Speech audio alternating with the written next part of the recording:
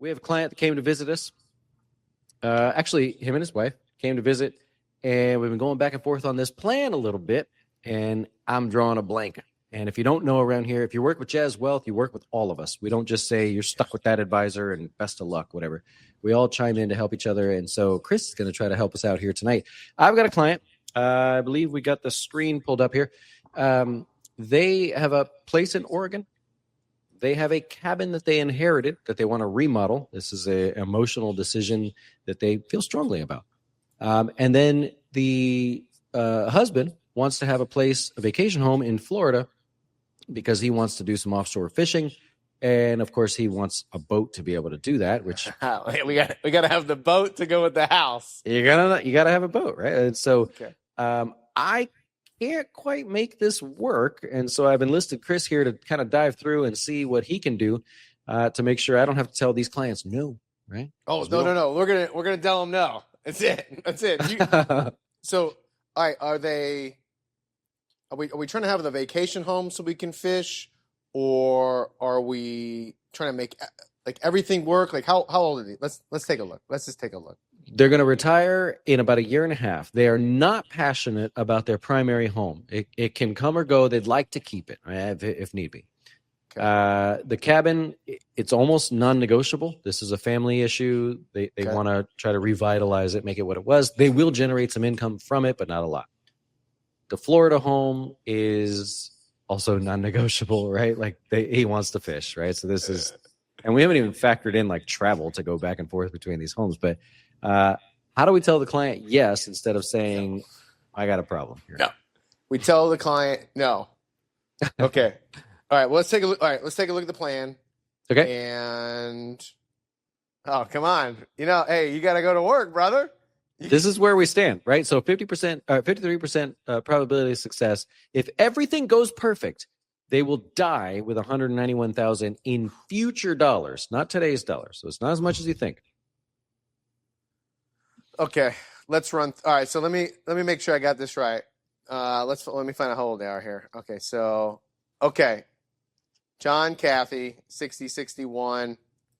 We're trying to retire in a year. And that's non-negotiable, right? We're going to retire, and then we're going to have this vacation home, a $900,000 home in a year. Okay, it's a pretty nice home. And we got to have a boat. Well, how about this? Can we just get a bigger boat? Smaller house, bigger boat. Hey, actually, so I have a friend of mine that's looking at a boat. And $140,000 is not the boat that you think it would be these days. He showed me this boat, and I'm like, I don't see it. I don't know what to tell you. So he's probably being a little bit okay with this. Okay. All right. So we got the primary home. Let's dive into those. All right. So the primary home, $385,000, and they've had this. Let's see. They've had this house for a little bit of time, so there's probably not much left on the mortgage, and. Let's see. And then hold on a second. So you're telling me that the home they live in is not as nice as the cabin, huh? Well, by the time we put money into it, yeah, they really want to go for it on this, and they're having some issues. Oh, because we're all right. That's right. We are. We got to come back to. We got to come back to this. We'll come back to this in a second. All right. So where is I did not see in the goals section. I saw the house and the boat. I don't see where they're renovating the home. Let's check okay, here it is. Okay, so we have, all right, $75,000 on the house. So they're almost riding out to the sunset, no mortgage payments. And then they're going to put $350,000 into, this is what kind of a cabin is this? I mean, if they wouldn't have come and seen us, I would have thought they're a little bit crazy, but this is, it's a nice place. It's in the middle of nowhere. And No. It's not nice yet. Oh, it's going to be nice. Yeah. It's going to be nice. Okay. So, all right. So I don't feel comfortable going, hey, you can do all this right now. So we got to make some changes, right? The cabin's non-negotiable. Are we going to at 62, we're going to get a part-time job? If we come to Florida, or is that non-negotiable either? Nope. We're going to fish. We're going. All right, so we're fishing. Okay, all right, so we gotta. Okay, ooh, okay. Let's take a look at this. All right. What are we gonna do here? We have to. Let's see what expenses are now. All right, they're spending $6,500 now. And okay, so this isn't going to help us. So you're telling me between now and next year, when they retire, they're going to spend $6,000 less a year? Okay, so that's not. We're not finding any room here. Are you sure I can't tell homeboy to go back to work? Get out of here. All right, let's go. Let's see. All right. So let's be serious. If the boat is if getting to Florida, having that home, and the boat is kind of the priority. Do these guys have kids? Are the kids coming with us? Are the kids out of the house? Do we not have kids? Part of the reason they want to possibly keep the existing primary residence is to help the kids. Help the kids. Not a deal breaker. That's the one thing they're flexible on, but okay, that is the case. Okay, so why don't we do this? Let's scale the home down a little bit, right? If it's important if the kids aren't coming with us, we don't need that much home, right? Kids are older. They're flexible on the price. They just came to Florida recently and we're like, oh my God, prices are way more than we thought. Okay. All right. So this is probably a little more, maybe this is accurate for property taxes and insurance all right, let's downgrade the home, right? The goal is to get to Florida, go fishing. We'd love to have a vacation home. But the home is probably not going to make the vacation, right? It's going to be being on the water. So we go down in home, and we'll have less of a down payment. We'll have less tied up in insurance, and we'll have a little more cash flow, which we're going to need, right? Because this is probably a mistake here. All right, let's reload our retirement here. Oh, okay. All right, so we can live with... all right. We're getting. Are we better. Selling the primary? We have not sold the primary. Oh, even better. Let's take a look at. Let's do. Okay, we can illustrate that if we go to property. Let's do a primary home relocation, and we're just going to put it in for $1 because we have the Florida home already listed, right? We don't want to count it twice.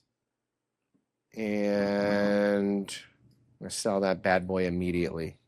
Okay, so now we're going to lose the $75,000 mortgage, which they got in 1991. Maybe they refinanced it. I don't know if this is going to help too much. Well, you know what? Maybe they got a lot of capital gains in there, right? Maybe they got some. Oh, yeah. Let's take a look. Okay. Sell the home. Right? You got to tell the kids if they're living at home, right? For your birthday, you're getting a U-Haul, right? You're going to live in the cabin.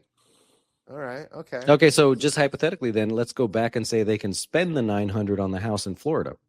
Ooh. Okay. All right. Now that if we're going to get rid of, because otherwise we could present this in two different ways to the client. Number one is you keep the house, and we've got to downscale the price of the property you buy in Florida. Can you find that? Number two, okay, what if we sell the house and you get to spend what you want in Florida? Do we still feel comfortable with that? What's that look like? Okay, so are we... All right, so I got rid of the relocation. Oh, yeah. No. We still have the relocation. They can still do it. Okay. They can still do it. So you can go up in house in Florida if you sell the Florida home. All right, let's say... Is the cabin for the kids? Is the cabin? Nope. Cabin is familial. They'll sell it at the end of their lives. The kids probably won't be able to or want to keep up with it. Okay, let's say the kids need a lot of help and we want to keep all 3 homes. Let's see if we can make that work. Okay, so we'll get rid of the primary home relocation. There was talk of keeping the Oregon home. The kids, or one of the kids, may be able to help stay in that house. They go on to Florida, keep all 3 homes. I couldn't make it happen. Yeah, this is too much house. So let's bring it down to $800,000. And then This is probably okay. Let's take a look at the cabin. Are we renting the cabin? You said they're not staying there the whole year. Give me a little synopsis on that. They can rent the cabin, but only to a specific group of people. And so they would only rent it for a few months out of the year. Okay. It's not like, we would do here or some, like in Gatlinburg or something. Okay. So what? I don't know, 30% of the time? I think it'd be rented out 50% of the time based on how sort of down they were playing it. You said 50? Yep. Okay. All right. I don't know. What's something go in that area? $1,000 a month? 50% of the time? Yep. Okay. All right. So when I jump back, the plan dropped to 64, right? And so when you drop to 64, I say you go back to work. So that won't what work. happens if we can keep this thing rented.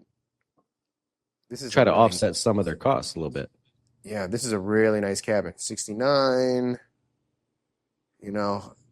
Maybe we can get 1,500 or 2,000. Okay, all right. So this is doable, right? We got a couple options here. We sell the main house, or we go down in the Florida home. We make sure that the cabin stays rented 50% of the year, or we add instead of it bringing in 1,000, can we get 2,000? Like I don't know the area, right? Like I was flipping through the insurance and the property tax for Florida, right? Because we live here, but I don't. In Oregon, I don't really know those numbers, right? So could you get 2,000 for that? Maybe. Or if you keep the house in Oregon, one of the kids is still living there, right? Can he pay some of this mortgage?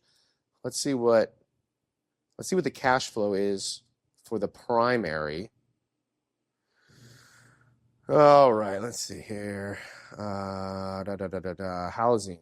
Okay, so yeah, look at this. That's not much. All right, so Junior needs to step it up and come up with like $1,000 a month if he wants to stay in the Oregon home while Dad is out fishing in the Gulf of America. So what we have here is now, I had next to no real good answer. We now have a way to go back to the client and say, okay, we've got a couple directions for you. Totally your choice, right? We just want you to know where you stand. Lower the price of the Florida home, sell the Oregon home, or maybe potentially rent it out to the kids. If we're going to assume rent on the cabin, is that realistic, or could it be more, or is it less? Did we shoot too far? And now we can hone in on something more specific instead of just guessing and telling the client yes or no, you can do it. We now have a couple different directions that we did not have before, which is exactly why we do these little experiments. But you tell me what you thought below. Was this something that you thought was interesting, us trying to dissect a plan, watching Chris work his magic? And if you want your plan worked on, of course, check us out, jazzwealth.com. You can actually be a part of it. We'll dive through your entire life and try not to tell you no. Anything else you got, Chris? It's doable. This is doable. He should go back to work, though, and get a bigger boat. Just get a bigger boat, cheaper house, right? No, it's a good plan. It's a good plan. We just gotta keep the costs in line, right? So I love it. Well, I appreciate you guys hanging out with us. Hope you learned something. We'll be doing more of these as we go. Adios.